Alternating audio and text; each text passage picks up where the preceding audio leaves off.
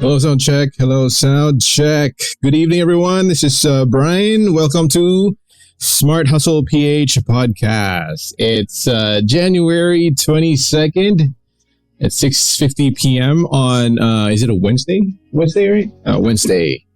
Yes. Magandang gabi po sa lahat sa mga nanonood ngayon through Facebook Live and TikTok Live Studio. Once again, medyo bago lang po tayo dito sa TikTok. I'm not sure how is it. Once again, good evening po sa lahat. Shout out po ulit. Sorry, di ako nakapag-shout out just yesterday during our podcast episode. Shout out kay Mark. Yan, good brother Mark, bro. Good evening. And shout out sa iyo kay Him. Ayan, Him and Jasper.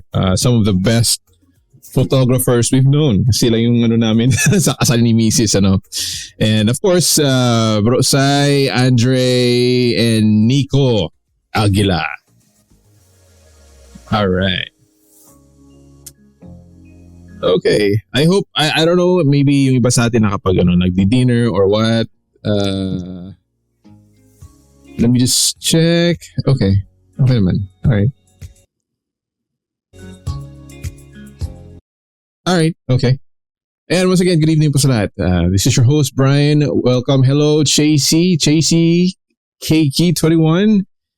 Hello kay Nix. I don't know where you're watching from. Welcome to our podcast. Once again, this is Brian. And let's jump right on to our topic. We'll be talking about, I don't know kung nakita ba yung topic natin, usapang solusyon. Problemado ka rin ba? Okay. So, sino ba naman ang hindi, So, we'll be talking about solving real world problems, Kasi, let's be honest, these are, challenging times. Palagi naman nating naririnig niya. I mean, if for some, even I myself, it may already been such that it almost feels like it's getting worse by the day, from the pandemic some 5 years ago, marami sa atin ng, we've lost maybe a loved one, we've lost, our jobs, our income. Maraming nangyari, from the pandemic nga a few years ago to political unrest, I'd like to call it that, territorial issues, to social and economic inequalities, kumbaga. Kasi dito sa Pinas, alam naman natin, especially sa mga Pinoys, now we're grappling with issues like inflation, lahat na tumataas na yung mga bilihin. Naalala ko ngayon, like a few years back, siguro 3 years ago, dati may binibilhan akong kape dito, yung Barako, kasi binibenta siya ng like 100 grams yata for like, it was 26 pesos back then. And then, naging 36 pesos, naging 40 plus pesos, naging 50 pesos. At ngayon, alam niyo kung magkano na siya. Nasa 66 pesos per 100 grams. Tayo, coffee lover. Hindi naman coffee addict, Nakaka-addict naman talaga eh. But coffee lover po tayo, so okay lang. Sige lang. So, ganun talaga. Inflation, poverty. Kahirapan, crimes, ang daming naglalabasan ngayon sa social media, okay? And the ever, present threat of natural disasters. And I believe, they're natural. So it's not something na, kumbaga, may control tayo, but, we can never be totally that prepared pag mayroong sakuna, So, isang normal na siya, na naging natural na pangyayari na siya sa atin dito sa Pinas, And the same goes with with other countries naman, Mas malala pa nga, meron pa mga gera, ganyan. So, itong mga issue na to, these issues can feel, overwhelming, leaving us feeling powerless and uncertain about the future. Pero ito lang, matanong ko lang, just a question, have you ever felt overwhelmed by a problem and you're unsure of how to resolve? Or maybe you're making a major decision, kahit ano man yan, and you don't know where or how to start. Okay? Ito lang masasabi ko, You are not alone. Hindi ka nag-iisa. Okay, so I'd like to borrow this quote from Dan Meyer. Okay, wait lang ha. Dan Meyer. Okay. Sabi ni Dan Meyer, maybe you've heard this somewhere. What problem have you solved ever that was worth solving where you knew all the given information in advance? Ano bang problema na meron ka? No, that was worth solving na alam mo na in advance kung ano yung mga impormasyon na kailangan mo para masolba yung problema. So no problem worth solving is like that.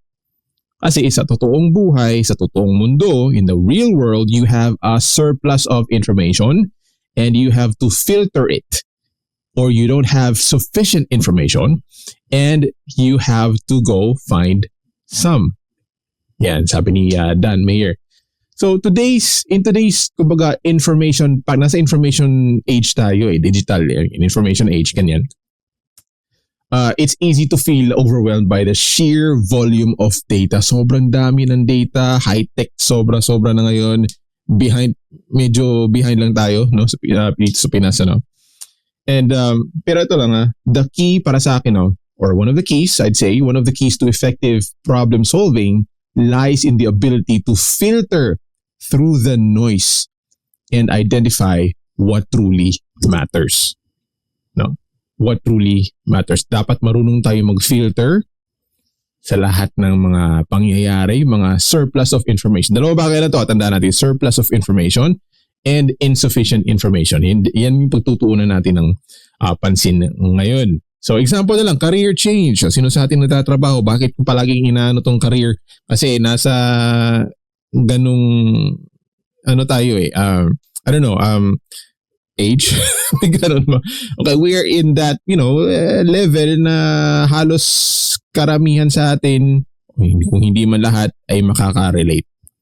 Okay? Kasi yung target audience nga natin dito, yung mga nagtatrabaho, siguro na pauwi ka ngayon or baka papasok ka pa lang sa trabaho tulad ko, nasa work from home kasi tayo, no? So, example na lang sa career change, Let's take that example. You might be asking yourself, I'm not happy in my current job. Pero ganyan, hindi ka masaya sa trabaho mo ngayon, how do I find a new career path? And you're feeling stuck in your current job and you're ready for a new challenge. Gusto mo nang lumipat, mayroong mas magandang opportunity, that's normal. It's exciting, could be mixed emotions kasi, but it can also feel overwhelming. No?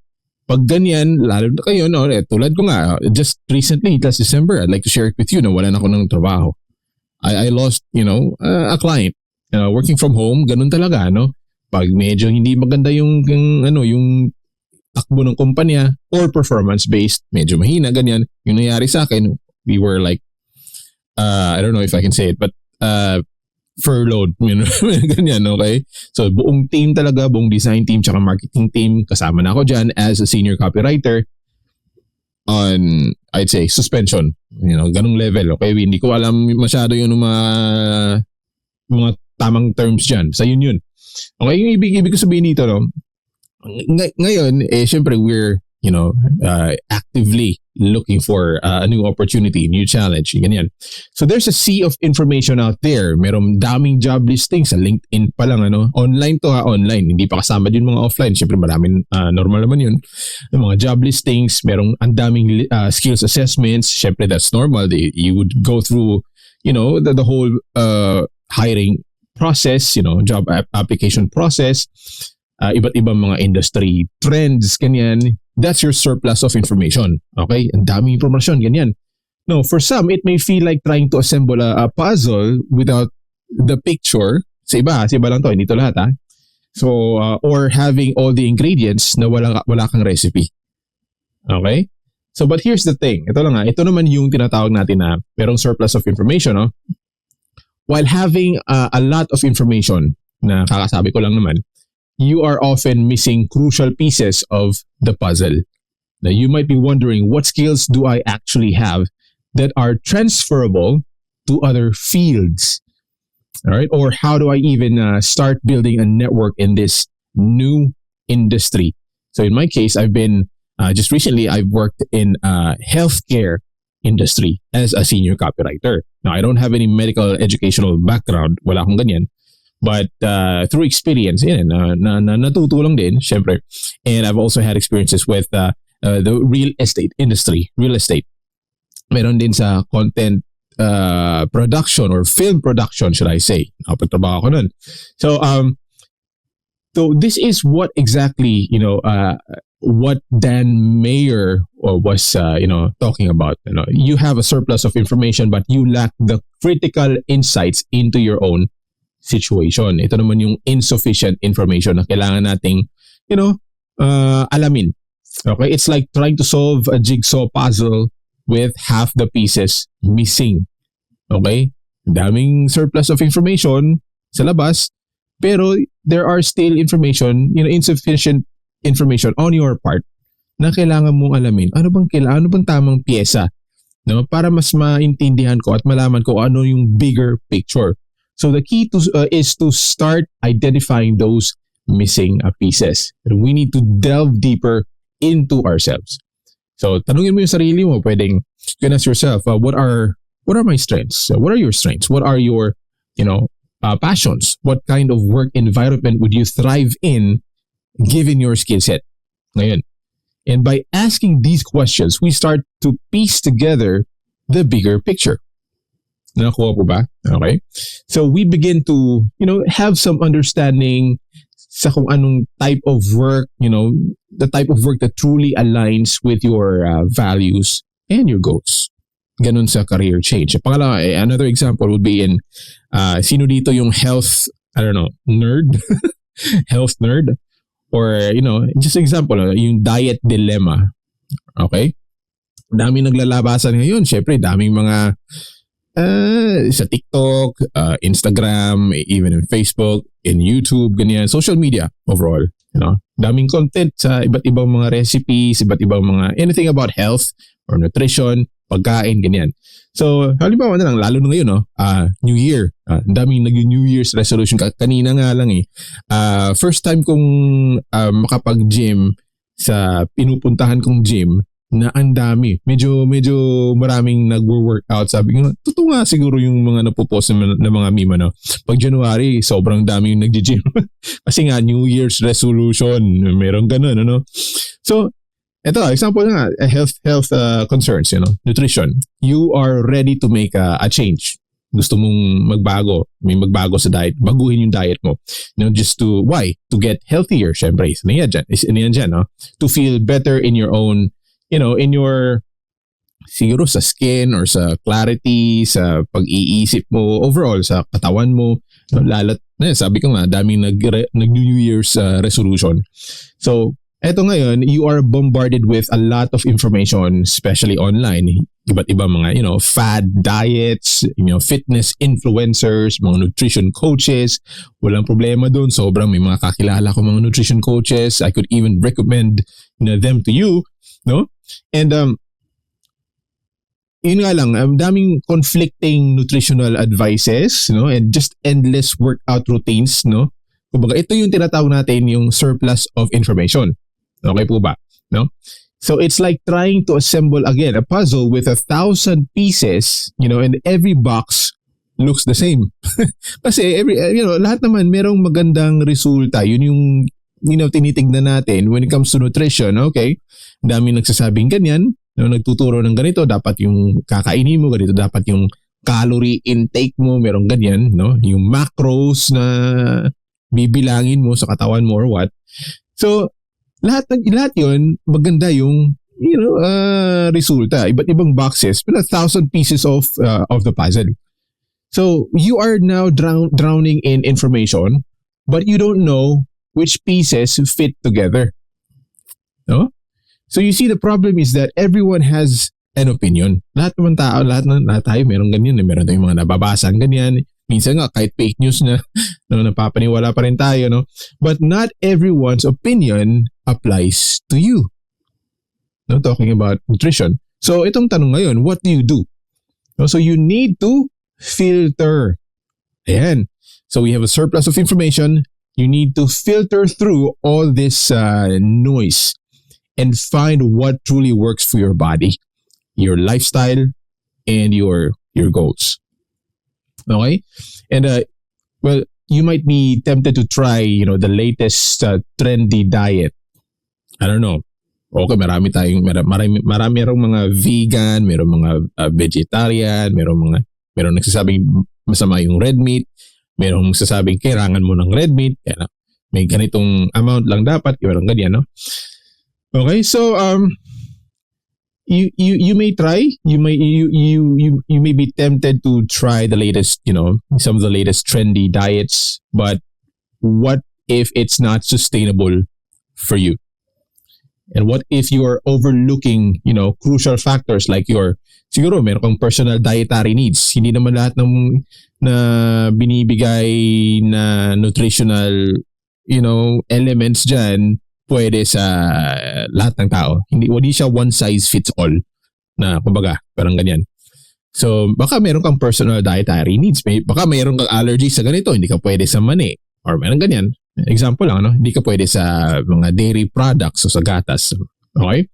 Meron kang, sabi ko nga, potential food allergies or sensitivities or even, basta yung mga ganito, nag-gets nyo na, no?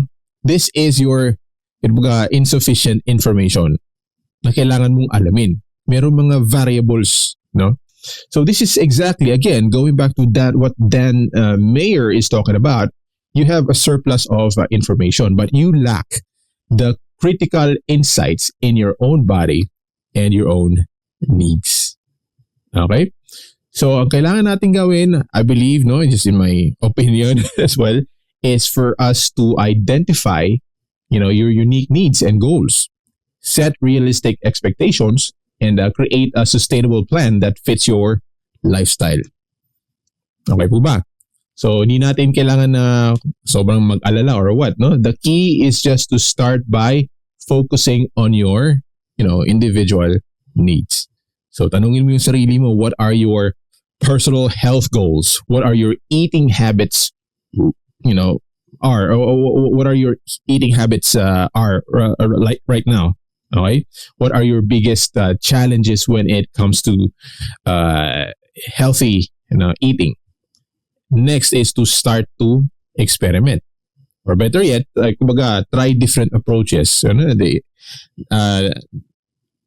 Subukan mo lang. Try different approaches. Merong low carb, merong mga ganyan. Siyempre, mahalaga rin yung exercise.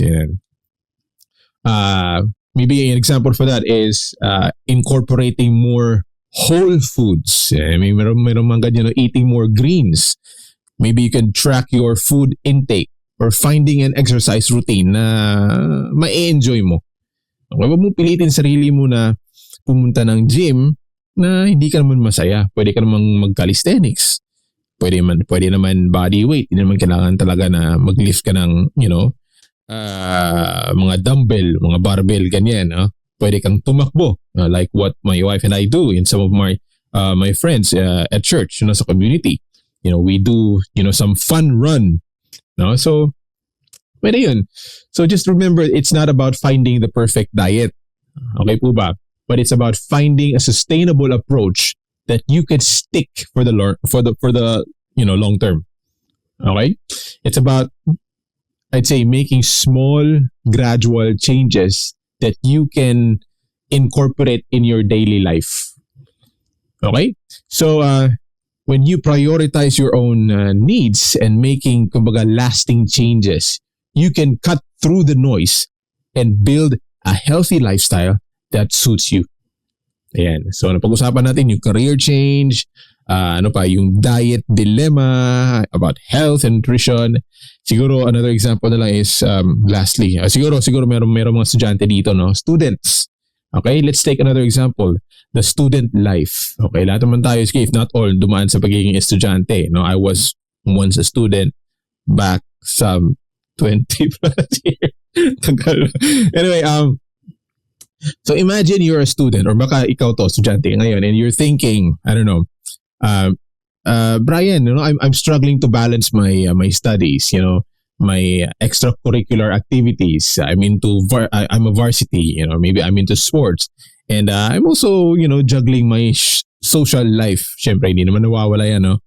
So, tanong ngayon is, how can I manage my time better while improving my grades. Yan. So ito ngayon, we have a surplus of information. Doon nga tayo, surplus of information. We are surrounded of those information. Ano to? Halimbawa na lang, maybe different time management techniques. Ngayon, meron na siyempre may mga smartphones na halos, lahat ng estudyante, meron iba't ibang productivity apps. Merong daming mga study tips. Ang daming mga tutoring options. Or even, I don't know, past exam papers. I don't know if there is still paper. I mean, a lot of schools maybe right now or, higher end universities are, going digital na, I don't know. Pero naalala ko lang kasi dati during my time, high school, college, yung mga past test papers, syempre tinatago ko yan para, just for me to review. No? Yun yung ginagamit, isa sa mga ginagamit ko or namin during my time, no? And I don't know if it still is right now the same thing, no? Pero yun, past exam papers, or maybe you're getting advice from your high achieving classmates, yung mga friends mo na achievers, yung ganyan, no? So that's a lot of information kung isipin natin. Pero ito yung catch, no? Ito naman yung insufficient information, okay? The insufficient information, that's a mouthful, you don't necessarily know which study methods work best for you. Yun, isa yun, no? Maybe you might not know your preferred learning style. Hindi mo alam pa. Maybe, I don't know, are you a visual learner? Are you an auditory learner? Or are you a kinesthetic learner?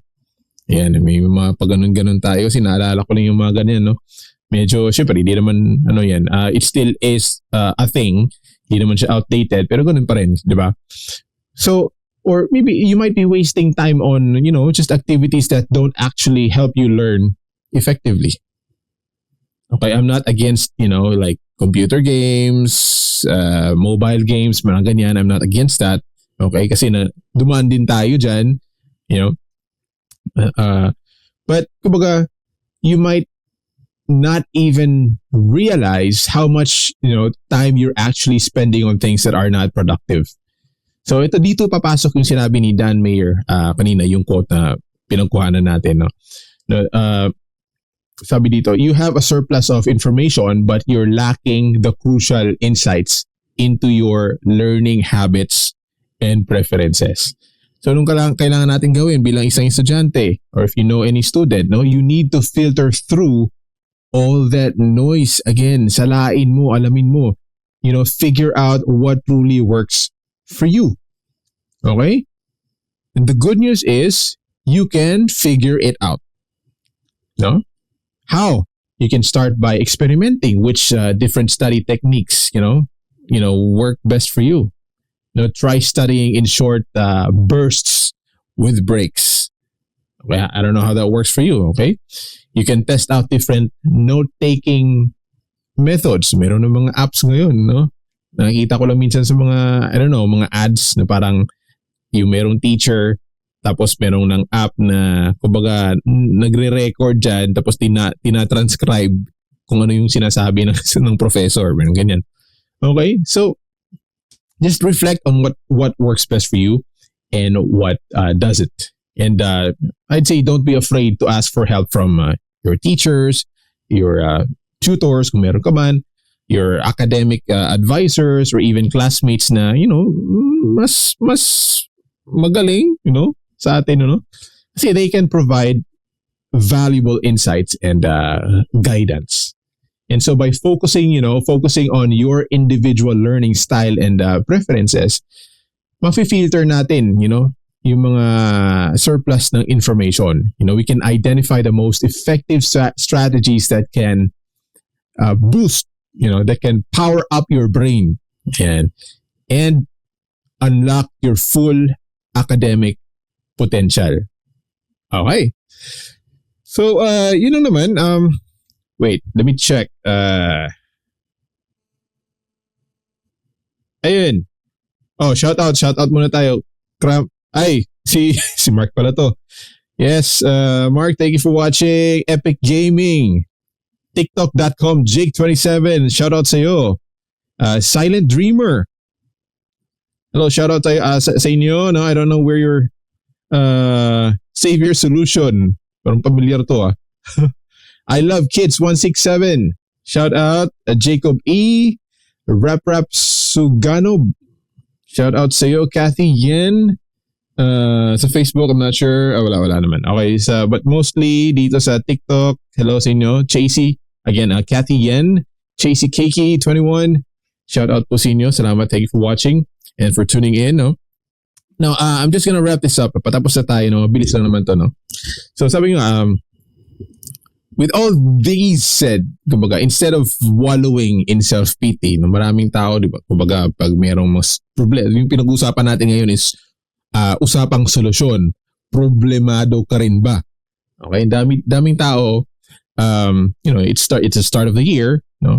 So instead of wallowing in self-pity or self-doubt, I'd like to call it brave through challenges. Brave, tandaan natin brave, B-R-A-V-E. Now, what does brave stand for? O gawa-gawa ko lang to pero anyway, I don't know, maybe this might help, no? B is, number one, B is believe in God's guidance and trust in His plan for your life. Okay, this is very self-explanatory. Hindi ko na medyo pahabain pa, no? Basta, una-una B, believe in God's guidance and trust in His plan for your life. And also, kasama na dyan, believe in yourself din. Believe in yourself and your ability to overcome challenges. That's B. Okay.